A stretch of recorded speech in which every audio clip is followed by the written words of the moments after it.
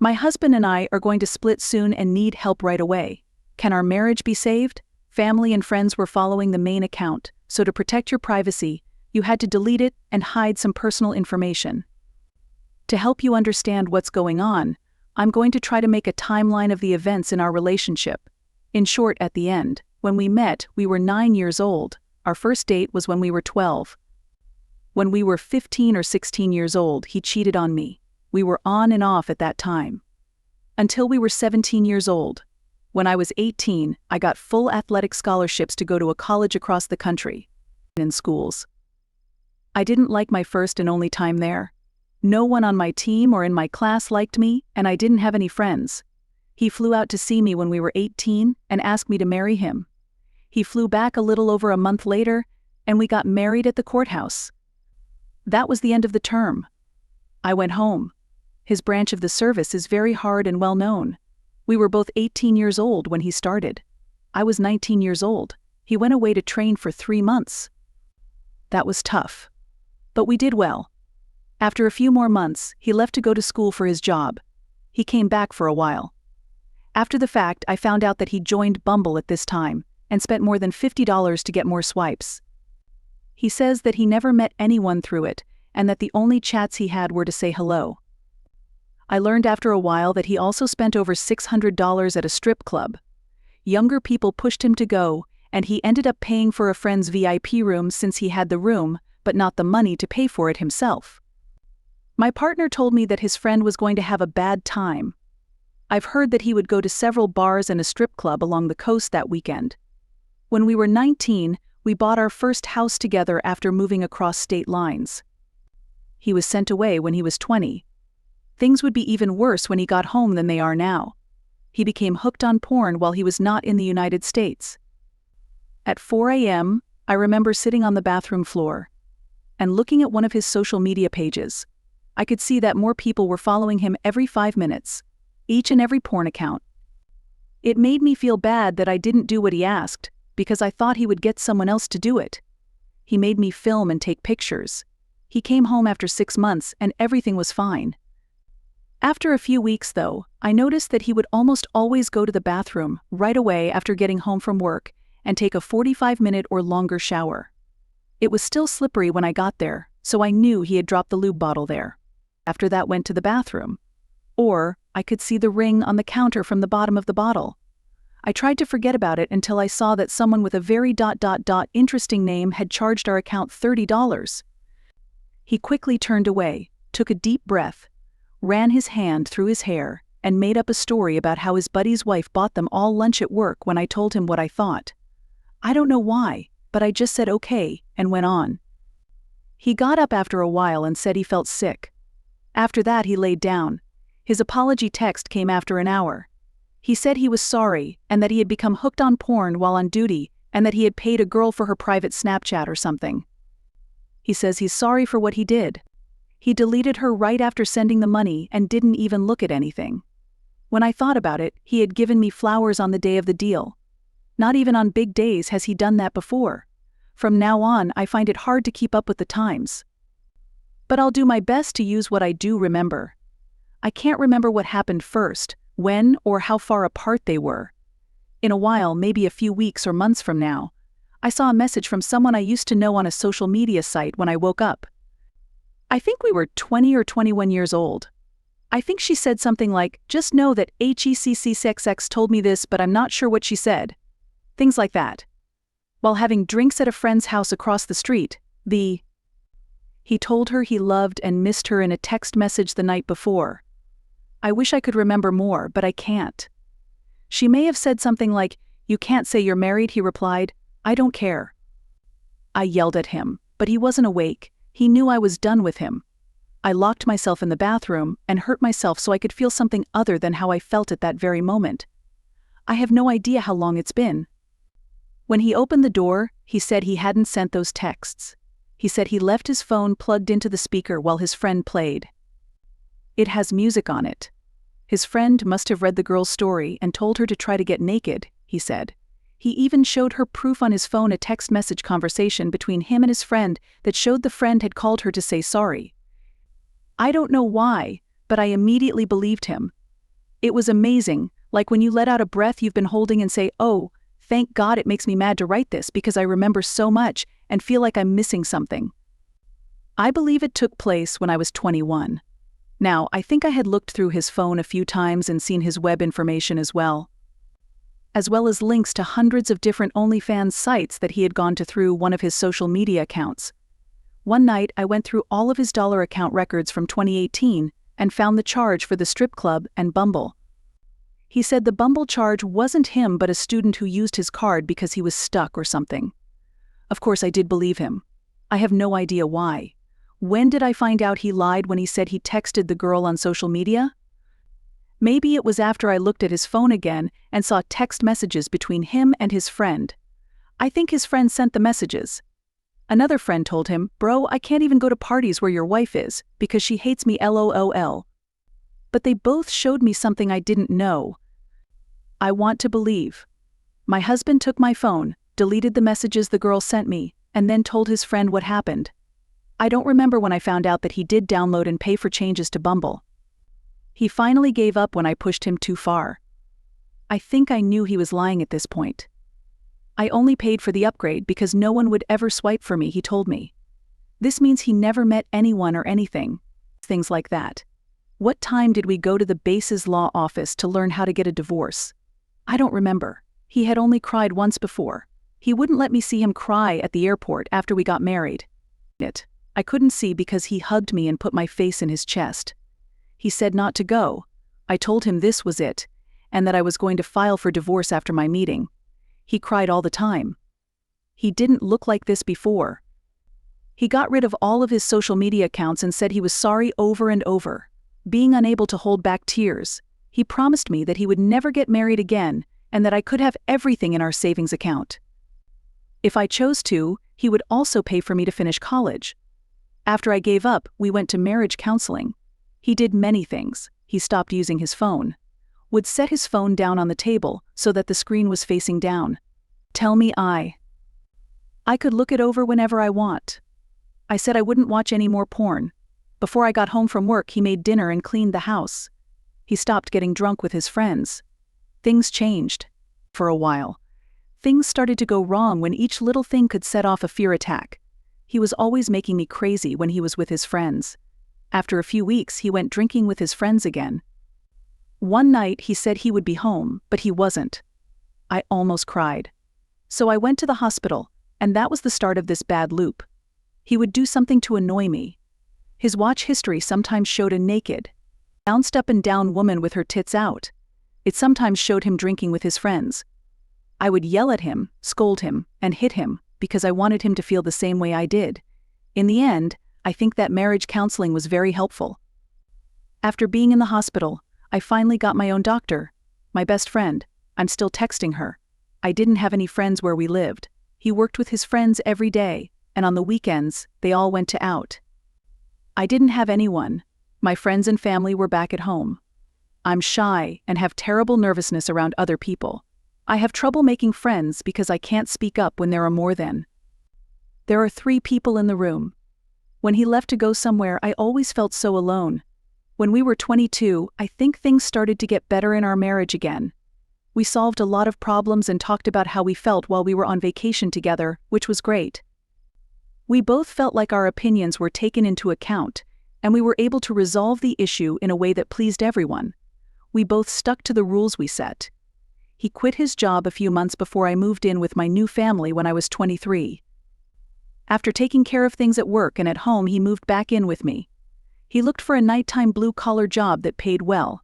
It did, and it made more than the service. Still, it hurt him. It made him unhappy in every way. He missed his friends and his job. He thought of his friends as family. I had never seen him look that sad before. He moved to a different part of the service after 5 months. I didn't want him to. His life would be fine with me if he stayed. It was my dream to have a family and make a living. He doesn't. He said he has no desire for a family. My best friend had a baby, and I didn't see her very often. It was the start of nursing school. I could finally get together with the same family and friends once a week. After that, he was sent to a different state that was only 600 miles away. You can drive there, even though it's far away. He came home for a visit after only 1 week. Things were going well at this point. A lot of times we texted and called each other. He left a little more than a month ago to work in the desert for 6 weeks all over the country. He didn't have his phone with him for most of it, but he did text me once more than a week ago. He didn't text me again after that. Until I texted him that one of my pets had died, he replied right away. He has had his phone, but he hasn't been calling me. I know that now. He texted me yesterday morning to tell me that he was going to spend the next holiday with a friend from his old branch of the service. He planned to visit his extended family in a different state after the holiday. We've talked a lot since then, but not about good things. When I asked him why he was pushing me away, he said it was because he was focused on his goals. I told him I felt like I wasn't being noticed until he was ready to see me and our marriage. Another thing I did was tell him he didn't have to be alone and that I would be there for him. He told me you couldn't though. You say you can, but you didn't support college or the CIA, so I don't believe you. I chose to do this by myself to get rid of some bad vibes. It was clear that he was right. I laughed at him when he talked about college when we were about 21 or 22 years old. I didn't believe he was serious. I didn't believe he was able to do that. He dropped out of high school. Even though he went to 4 different high schools, he never got a GPA above 1.5. I did his homework for him to keep him going, but he didn't care. For him, I even got him into the same online school I went to, because I had too many sports to go to public school. I had to go to all of his classes and do all of his work because they never did them. He did finish and get his graduation from a maybe different high school. He told me he was going to join the CIA instead of college, which confused me. This made no sense to me at all. Because he wanted my help, I didn't know what to do. I didn't want to lie to him and say I believed in him. I guess I still don't. I feel terrible. I can't picture what it would be like to be married to someone who never supports you. I don't know how to help him with something I think he can do on his own. We're now here. We do not want to split up. We both know that things haven't been great between us. We both don't know what to do. I would feel so lost and empty without him. I've known him for over 50 years. Because of each other, we are who we are. We talk and act the same. It's fun to grow up and become adults together. Also, I want to say these. Those were the worst times of my life. We've done some great things together. Being with you is a lot of fun. He's the only one who can make me laugh. He knows everything about me and has been there for all the important events in my life. I'm really scared about what will happen. I don't want to be just another number, so I'm afraid to tell my family if we break up. I remember that we were young when we got married. I know that someone in our family is in the military. There were a lot of divorces in these marriages, but I thought ours would be different. I don't want to start over. I'm almost 24 years old, which I know is still pretty young, but I've known him for 14 years. I thought. We would have thought about having a family together. He says he doesn't even want a family because he's too busy with his job. I don't know what to do anymore. If you're still here, thanks for reading. I'm truly sorry if I seem disorganized. I haven't told anyone about this. What's going on makes me feel bad, and I don't know what to do next. I'm scared to read the comments because I thought I knew what everyone would say. I got married young, he's in the service, he's been cheating on me before, I've yelled at him, and he doesn't back me up. Getting help for our marriage in the past was helpful, but now we want something different. We don't want to break up because we still love each other. We don't know what to do. Update: one more than 1,000 people said bad things about me in the comments, so I thought I should sort of give an update and answer a few calls. First, let me say that I can type really quickly. That was my plan when I started writing this post, but it didn't work out. I didn't think this would get more than a few hundred views and a few comments. To see everything in one place, I typed out all the embarrassing things. Someone told me that my family and friends will think I'm crazy if I tell them all of this. No one knows, which makes you happy. My family and friends don't know even a little about what's been going on. That's why I wrote a long story. Because my brain is a rose-colored mess of. I wanted people who know everything and can tell me what to do. I don't know. I've made my husband out to be a strong, loving, charming, and handsome provider, and I can see why.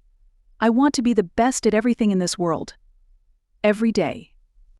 My dad's favorite thing to say to me after practice was, "Second place is just the first loser that stuck with me."